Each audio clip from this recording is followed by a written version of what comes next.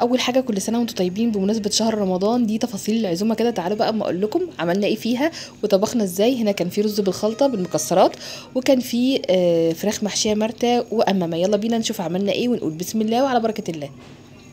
طبعا معروف عند البورسعيديه اول يوم رمضان يعني المرتة بقى عباره عن ايه؟ البصل اللي حضراتكم شايفينه ده كده محطوط فيه ملح وفلفل اسود وبهارات فراخ وشويه كاري كده. واهم حاجه بقى في المرتة دي الكمون، حطوا كمون كميه حلوه يعني. وقلب بقى كل الحاجات دي كده مع بعض. ماما طبعا لما بتيجي تعمل المرتة ما بتحبش تقلي لها زيت عشان ما تبقاش تقيله، فبتحط لها شويه ميه صغيرين، وبعد كده البصل بينزل الميه بتاعته. هنا بصوا اللون بقى عامل ازاي. هي هنا بدأت تدخل في السوي، هتقلبها وتسيبها شويه كمان، وبعد كده روح المرتة بقى الزبيب ده طبعا اختياري، لو مش عايزين تحطوا زبيب مفيش اي مشكله، بس الصراحه المرتة بالزبيب بيبقى طعمها حلو كده وبيبقى ليها طعم مميز. اول حاجه خلصت هنا كانت المرتة، ماما خلاص جهزتها. هنحشي بقى الفراخ، ويفضل لو من قبلها بيوم بالليل، يعني احنا حشيناها من قبلها بيوم وسبناها في التتبيله كده تشرب كده المرتة بتاعتها، يبقى طعمها حلو جدا. هنا ماما بتقفلها بالخله، لو مش عايزين بالخله ممكن تخيطوها عادي مفيش اي مشكله. هنا طبعا المرتة بقى بتتحشى من جوه وبتدعكوا بيها الفرخه كويس جدا، بتبقى متبله ويبقى طعمها حلو قوي. بعد كده بقى علشان الفرخه ما تبقاش مفتوحه كده، ماما بتربط رجليها كويس كده زي ما حضراتكم شايفين، علشان خاطر يعني ما تفتحش المرتة في الشوربه. دعكتها بقى كويس بالمرتة من بره كده، وهنسيبها بقى في التتبيله دي، وتاني يوم بقى هنحطها على النار. هتيجي بقى تاني يوم عشان تولع الفراخ، حطت الميه مغليه، حطت فيها معلقتين من المرتة، تمام، حطت فيها ورق لورا وحبهان وطماطم، وبعد كده حطت فلفل اسود وكزبره وكمون، تمام. اول ما تبدا انها تخش في السويه هتحط لها الملح بتاعها. هنا هتغطي عليها وتسيبها تستوي.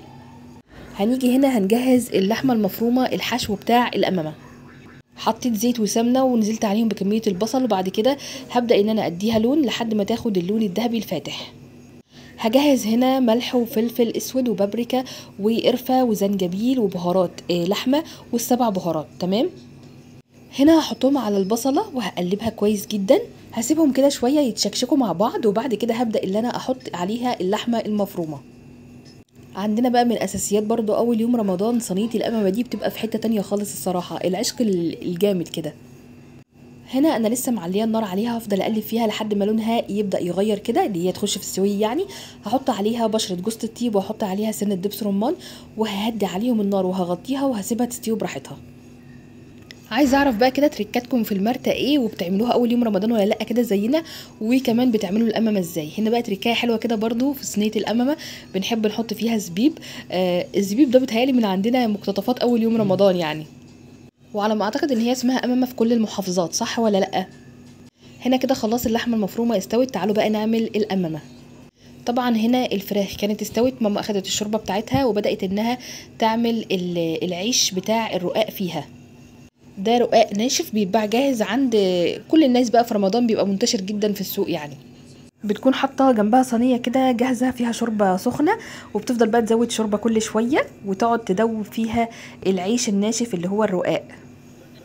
بتقطعه كده عشان يبقى سهل عليها، وبعد كده بتعمل طبقات كده فوق بعض، وبتبدا ان هي تحشي اللحمه المفرومه، وهكذا بتكرر نفس الخطوات اللي فوق تاني.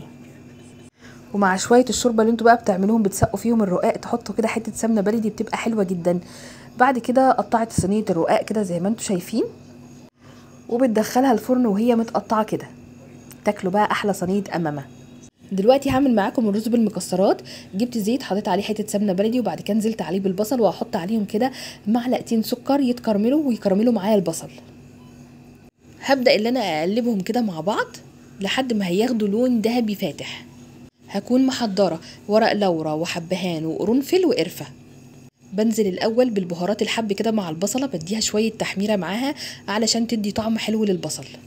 بعد كده هنزل بالبهارات، وهي عباره عن مرقه دجاج، وحطيت كمان بهارات فراخ، وحطيت 7 بهارات، وحطيت بابريكا، وهقلب حلو. وبعد كده حطينا عليهم الصلصه البيوريه وهقلب، وكده الرز البسمتي يكون منقوع في الميه من قبلها بساعه، وحطيناهم كمان عليها. وهنحط الملح بتاعنا وقلب كل الجمدان ده بقى كده مع بعضه، وهنعاير الميه السخنه الكوبايه الرز البسمتي عليها كوبايتين ميه سخنه. هنا بقى هنسيبه يستوي، واول ما يخش في السويه كده هنحط عليه زبيب. مش بقول لكم بطل الاكله النهارده الزبيب. بعد كده بقى بعد ما استوى خالص وخلص، حطينا المكسرات دي. المكسرات طبعا متحمصه حلو، وبكده بقى خلصت اكله النهارده. انا يعني اخدت الفرختين دول كده اصور بيهم بسرعه بسرعه، ده اللي لحقت اللي انا اصور بيه الصراحه. وبعد كده بقى برضو اخدت لكم مقتطفات من الترابيزه، ما لحقتش اصور بعد ما اتفرشت في الاخر خالص، كانت حلوه جدا. وما لحقناش بقى نصور العصير والخشاف والكنافه، ان شاء الله بقى المره الجايه. اكتبوا لي كده بقى في الكومنتات فطرتوا ايه اول يوم رمضان، واهم حاجه اهم حاجه تكتبوا لي بتتابعوني منين، وما تنسوش لو وصلتوا لهنا تصلوا على النبي وتتابعوني. منوعات ساره جمال، باي باي حلوين.